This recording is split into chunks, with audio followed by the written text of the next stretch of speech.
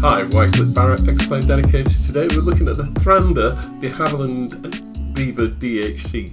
This aircraft is a very popular aircraft amongst bush pilots, mostly in Canada, but also around the world, and was first designed after World War II. A design team was put together in 1946 and actually had its maiden flight in 1947 and went into service in 1948. Since the first one was built, or should I say the first one went into operation in 1946, there have been 1,657 of these aircraft built. It first started life with a radial engine, which was made by Pratt & Whitney. It was the R985 and Wasp Junior, which was left over from the war. In fact, there was a surplus of these engines, and the remit for this aircraft was that it would have short takeoff and landing facilities, would be able to land on ground, tarmac, should I say, fields, snow and water, and so you get with it skis and floats. So you can do all of that if you want. You can land on snow, you can take off and land on water or off tarmac or fields. It was favoured by bush pilots mostly in the rugged landscape of Canada, and the construction of the aircraft was that it was an all-aluminium skin. Now, as you can see here, Thrander have done a really good effort in the design of this and reconstruction of it. Looks really, really nice. You can see the kind of rippling of the aluminium skin. You can see all of the rivets, and also you can see here, as pulled out on the side of the screen, is this really nifty configuration tool which allows you to look at all sorts of things, and you can even customize your own liveries. You can actually do your own repaints. I've chosen one here. When you choose a livery, it takes quite a few seconds for it to load in, but I've chosen this one, which is the aluminium, kind of blue aluminium frame on this aircraft. As I say, you've got this nice configuration tool that shows you livery, weight and balance, cameras, and there are a number of default cameras already set up for you. Just using your num keypad on your keyboard, you can just move around the aircraft, and like I say, there are some default cameras here, but I suppose you could even set up your own camera views using X-Plane's default camera system. It's a wonderful aircraft in so much as that it is really, really easy to fly. Although, being a tail dragger, you've got to be really careful. Now, I'm just turning out onto the runway here, and you can see, you know, the one wing is lifting. You've got to be really careful. Now, I'm going to take off. I'm going to keep quiet, bit of music, and I'll see you at the end of the takeoff.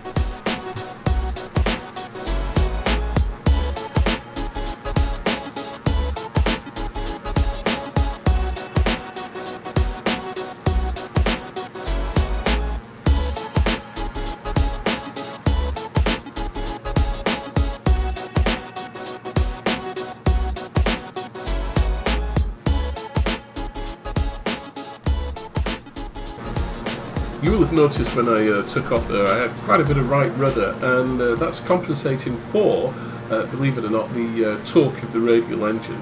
Radial engines have a massive amount of torque, and this aircraft was really overpowered considering. So, you know, I had to really put in some right rudder and left aileron on that takeoff. There was no crosswind. It's just the torque of the engine. But once you're airborne, it is wonderful. You can trim this aircraft out really easy.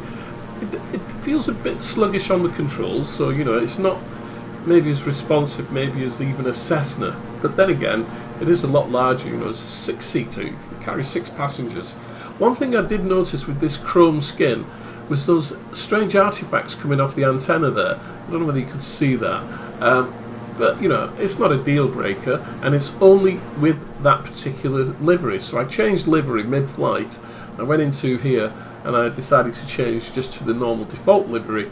Once again, it says it only takes a few seconds, but it's around about 30 to 45 seconds. Here we are, flying out towards Flatholm and Steepholm. Just right under the nose of the aircraft now is Sully Island, just off the coast of Cardiff. And coming back in for a landing, the weather did change. Unfortunately, there's no wipers on this, but once again, these views really coming into their own. It's a really nice aircraft, and full disclosure, this was provided for review by xplane.org, so many thanks to them.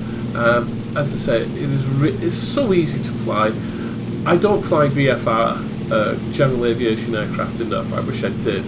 And when I do, I tend to just kind of fly around South Wales, through the valleys and what have you, where I know.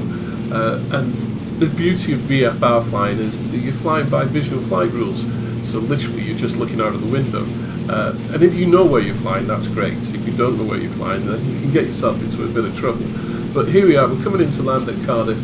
Once again, I think this aircraft is really quite worth the money, and I would suggest that if you're into general aviation flying and you want to try a bit of bush flying, then this is the aircraft for you.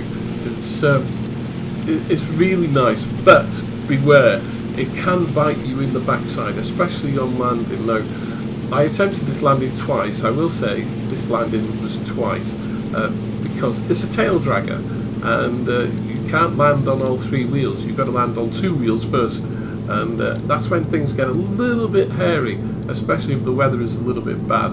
But I was lucky. On the second attempt, I was able to let it sink to the runway. I didn't have to really do too much, and literally as I touched down, the rain stopped at ground level here. But as I say, it was a little bit hairy.